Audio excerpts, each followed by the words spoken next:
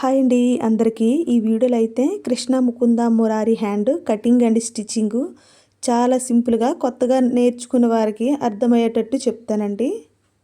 ఇప్పుడు lining mark చేసుకొని cut చేసుకుందామండి. చూస్తున్నారు కదా, హ్యాండ్ పొడవు 10 ఇంచెస్ పెట్టుకొని ఈ స్ట్రైట్గా ఒక లైన్ గీసుకొని చంక డౌన్ 3.5కి మార్క్ చేసుకొని ఆ మార్కింగ్ దగ్గర నుంచి మరొక లైన్ అయితే గీసుకుందామండి. చూస్తున్నారు కదా, ఈ వీడియోలో షోల్డర్ దగ్గర ఈ పైన మార్కింగ్ దగ్గర 2 ఇంచెస్కి మార్క్ చేసుకొని ఈ వీడియోలో చూపించే విధంగా చంక లూజ్ అయితే మార్కింగ్ చేసుకుంటున్నాను.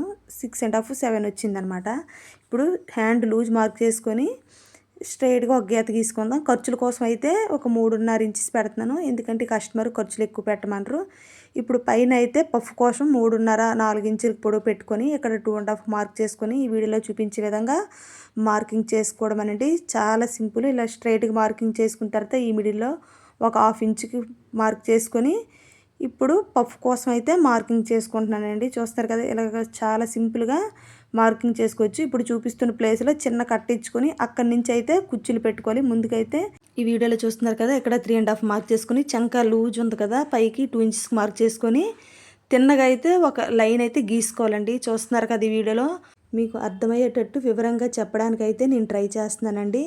ముందుగా అయితే మనం మార్కింగ్ చేసుకునే ప్రకారం అయితే కట్ చేసుకుందామండి. చూస్తున్నారు కదా, మనం మార్కింగ్ చేసుకున్నాం కదా, యాస్టీజ్గా అదే విధంగా ఇలా కట్ చేసుకుంటూ వెళ్ళాలండి నీట్గా.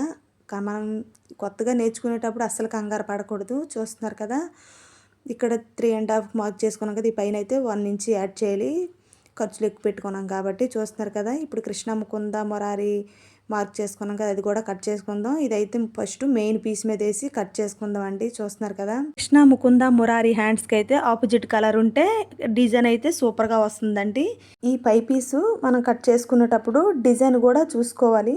ఈ వీడియోలో చూస్తున్నారు కదా, ఇదే విధంగా మనం లైనింగ్ పీస్ పెట్టుకొని కట్ చేసుకోవాలి. చూస్తున్నారు కదండి, ఈ డిజైన్ అనమాట. ఈ డిజైన్ కరెక్ట్గా కట్ చేసామంటే హ్యాండ్ లుక్ అయితే సూపర్గా వస్తుందండి. ముందుగా అయితే మనం కింద పీస్కి హ్యాండ్కి అయితే పైపింగ్ వేసుకుందాం. చూస్తున్నారు కదా, ఒక 1 ఇంచ్ పైపింగ్ క్లాత్ రెడీ చేసుకుని మిడిల్ అనమాట పైపింగ్ థ్రెడ్ పెట్టుకొని స్టిచ్ చేసుకోవాలి. చూస్తున్నారు కదా, లైనింగ్కి అయితే అటాచ్ చేసుకుంటున్నానండి. అటాచ్ చేసేటప్పుడు ఖర్చులు మెయింటైన్ చేయాలి. మెయిన్ పీసు రివర్స్లో పెట్టుకుని అనమాట, ఈ లైనింగ్ పీస్కి మిడిల్లో ఈ పైపింగ్ థ్రెడ్ ఉండేటప్పుడు మెయిన్ పీస్ రివర్స్ చేసుకొని మనం స్టిచ్ చేసుకోవాలి. చూస్తున్నారు కదా, చాలా సింపుల్ అండి.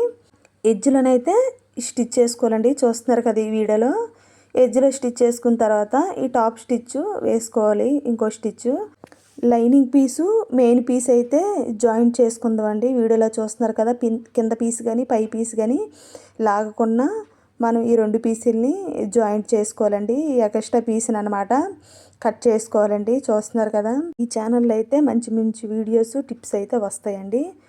ముందు ఈ ఖర్చును కట్ చేసుకున్నాం కదా, ఈ వీ షేప్ దగ్గర పైపింగ్ అయితే పెట్టుకుందాం.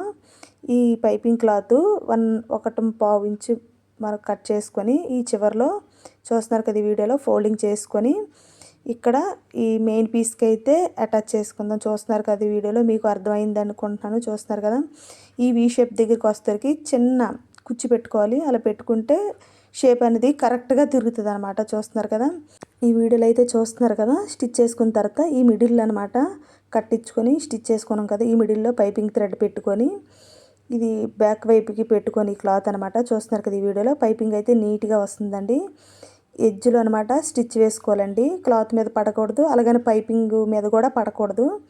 అలా స్టిచ్ చేసుకుని ఉంటే ఫినిషింగ్ అయితే కరెక్ట్గా వస్తుందన్నమాట. చూస్తున్నారు కదా, మనం స్టిచ్ చేసేటప్పుడు నీట్గా సర్దుకుంటూ స్టిచ్ చేసుకుంటూ వెళ్ళాలి. ఇలా స్టిచ్ చేసేటప్పుడు కొంచెం స్లోగానే స్టిచ్ వేసుకోవాలి. చూస్తారు కదా, ఫినిషింగ్ అయితే కరెక్ట్గా వచ్చింది. పైన ఇంకో టాప్ స్టిచ్ వేసుకుందాం.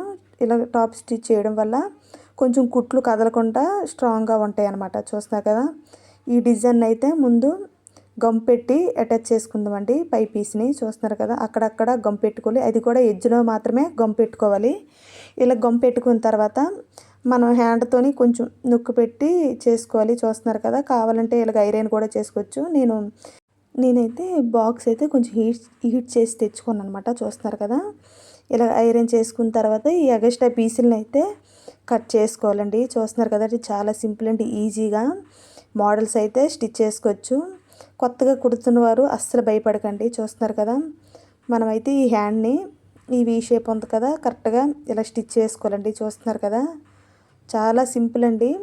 మీరు స్టిచ్ చేస్తున్నారు సింపుల్ అనుకుంటున్నారేమో, మీరు కూడా స్టిచ్ చేసేయండి, సూపర్గా వస్తుంది. చూస్తున్నారు కదా, ఇలాగ టాప్లో స్టిచ్ కూడా వేసుకోవచ్చు.